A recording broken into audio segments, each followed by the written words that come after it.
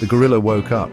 He was cold. Where was he? He looked around. Everything was big and grey. Buildings reached for the sky.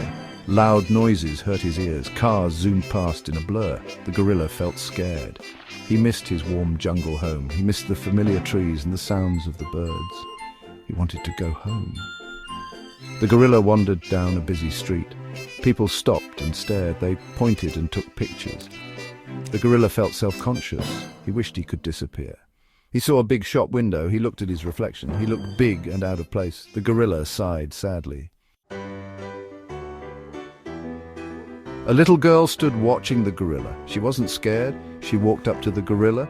She smiled at him. She held out a banana. The gorilla was surprised. He gently took the banana.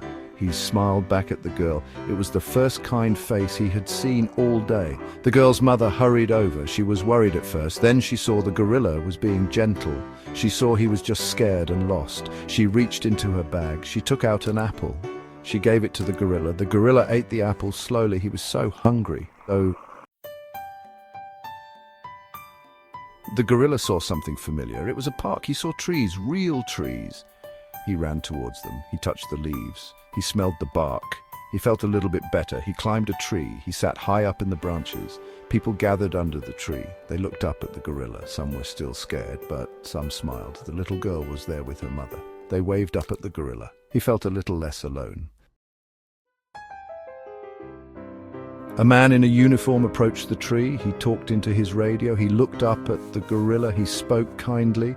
He explained that they were going to help him. A big truck arrived. It had pictures of animals on the side. The gorilla felt a flicker of hope. They coaxed the gorilla down from the tree. They led him towards the truck. He hesitated for a moment. Then he stepped inside. The truck smelled familiar. It smelled of hay and other animals. He was going home. The gorilla closed his eyes. He was ready for the long journey back.